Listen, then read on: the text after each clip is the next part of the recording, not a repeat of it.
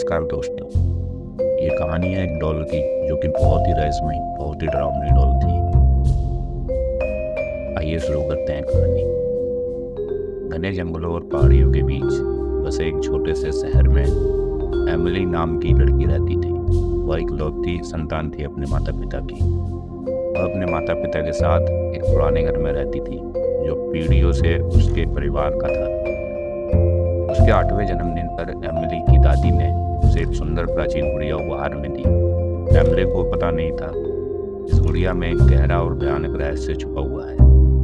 Emily की दादी हमेशा से ही एंटिक आइटम्स और प्राचीन वस्तुओं की संग्रह करता रही है, जो अक्सर अद्वितीय खजाने की खोज के लिए दूर दराज के स्थानों पर जाया करती थी। उसने एमिली को जो गुड़िया दी वो बहुत सुंदर थी, जिसमें चीनी मिट्टी की त्वचा, गहरी नीली आंखें और लंबे घुंघराले बाल।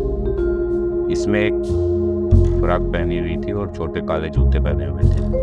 एमिली ने गुड़िया का नाम एनाबेले रखा और तुरंत उसके साथ खेलने लगी। पहले तो सब कुछ ठीक था। एमिली हर दिन एनाबेले के साथ खेलती, उसे कपड़े पहनाती, चाय पार्टी करती और यहाँ तक कि उससे ऐसे बातें करती थी जैसे कि वह उसकी सच्ची दोस्त हो। हालांकि जैसे जैसे दिन बीतने लगे, घर के आसपास अजीब सी हरकतें होने लगी। इसकी शुरुआत छोटी छोटी घटनाओं से हुई। एमिली एनाबेले को उसके कमरे में छोड़ देती थी, लेकिन वह उसे घर के आसपास अलग अलग जगहों पर पाती थी। पहले तो एमिली को लगा उसके माता पिता शरारत के तौर पर गुड़िया को घुमा रहे हैं, लेकिन उन्होंने एक रात एमिली की धीमी फुसफुसाहट की आवाज़ सुनकर जाग गई। वह बिस्तर पर बैठ गई और यह सुनने की कोशिश करने लगी कि शोर कहाँ से आ रहा है, लेकिन लग रहा था जैसे यह उसके अलमारी की दिशा से आ रहा है। हिम्मत जुटाकर वह दबे पांव आगे बढ़ी और धीरे से दरवाज़ा खोला।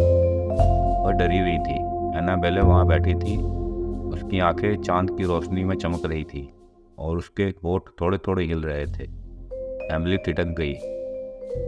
उस रात के बाद से यह दृश्य लगातार और अधिक भयानक होने लगा। दरवाजे अपने आप बंद हो जाते थे, वस्तुएं बेवजह हिलने लगती थी और एमिली को हॉल में फीकी भयानक हंसी सुनाई देने लगती थी। उसने अपने माता पिता को बताने की कोशिश की, लेकिन उन्होंने उसके डर को बचकानी हरकत कहकर खारिज कर दिया। एक शाम जब एमिली बाहर खेल रही थी, उसकी माँ ने उसके कमरे को साफ करने का फैसला किया। जैसे ही उसने एनाबेले को उठाया, उस गुड़िया में से बर्फीली ठंडक महसूस हुई। कांपते हुए उसने एनाबेले को वापस शेल्फ पर रख दिया और जल्दी से कमरे से बाहर चली गई। उस रात एमिली की माँ को एक भयानक सपना आया कि एक छोटी लड़की गुड़िया के अंदर फंसी हुई है और मदद की गुहार लगा रही है। वह ठंडे पसीने से लथपथ हो उठी। उसका दिल जोरों से धड़कने लगा। गुड़िया के बारे में और अधिक जानने के लिए एमिली की माँ अपनी माँ से मिलने गई, जिसने एमिली को गुड़िया दी थी। जब उसने इसके बारे में पूछा तो उसकी दादी का चेहरा पीला पड़ गया। उसने खुलासा किया कि गुड़िया कभी लीला नाम की लड़की की थी, जिसकी 1 सदी पहले आग में दुखद मौत हो गई थी। कहा जाता है कि गुड़िया शापित थी, जिसमें बेचैन बच्चे की आत्मा थी। अपनी बेटी के लिए भयभीत एमिली की माँ ने फैसला किया उन्हें एनाबेले से छुटकारा पाना होगा। उस रात जब एमिली सो रही थी, वह गुड़िया को ले गई और शहर के किनारे चली गई और उसे जंगल में दफनाने का इरादा किया। जैसे ही उसने खड्डा खोदा, घना कोहरा छा गया और उसे वही हल्की सी हंसी सुनाई थी जिसने एमिली को परेशान कर दिया था। अपने दिल में डर को नज़रअंदाज करते हुए उसने गुड़िया को दफना दिया और तेजी से कार से वापस आ गई। कुछ देर तक हालात सामान्य होते दिखे। घर शांत था और एमिली शांति से सो रही थी, लेकिन शांति झूठी थी। एक रात एमिली अपनी छाती पर कुछ ठंडा और भारी महसूस करके उठी। उसने अपनी आंखें खोली और देखा कि एनाबेले उसके ऊपर बैठी है। उसकी बेजान नीली आंखें उसे घूर रही थी।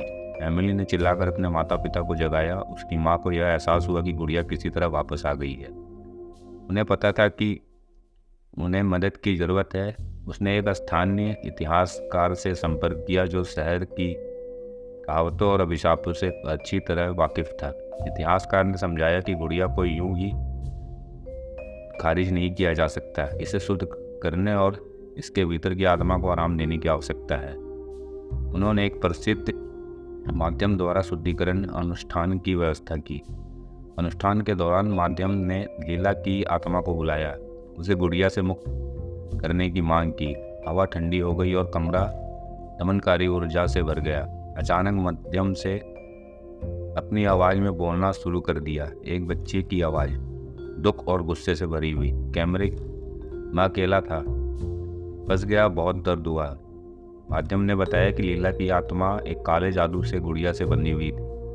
उसे रिहा करने का एकमात्र तरीका उसके अवशेषों को ढूंढना और उसे उचित तरीके से दफनाना था।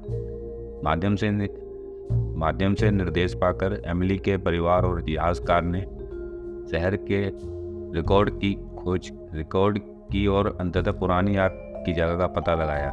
उन्होंने जले हुए अवशेषों को खोदा और एक छोटा कंकाल पाया, जिसके हाथ में कपड़े का एक जला हुआ टुकड़ा था जो एनाबेले की पोशाक से मेल खाता था। भारी मन से उन्होंने लीला का अंतिम संस्कार किया और उसे शहर के कब्रिस्तान में दफनाया। जैसे ही उन्होंने अंतिम अलविदा कहा, उनके मन में शांति का भाव छा गया। वे इस उम्मीद में घर लौट आए कि आखिरकार बुरा सपना टल गया। उस दिन से घर में शांति थी। एमिली ने फुसफुसाहट या किलकिलाहट नहीं सुनी और एनाबेले सिर्फ एक गुड़िया बनकर रह गई, एक सुंदर लेकिन साधारण गुड़िया। परिवार को राहत की अनुभूति यह जानकर कि उन्होंने एक पीड़ित आत्मा को मुक्त कर दिया है और अपने घर में शांति बहाल कर दी है।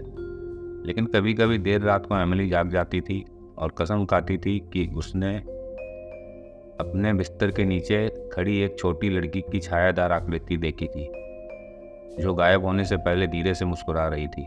एमिली को पता था कि लीला को आखिरकार शांति मिल गई है, लेकिन वह एनाबेले, वह गुड़िया जो उनकी दुनिया को एक साथ लेकर आई थी, डर को कभी नहीं भूलेगी।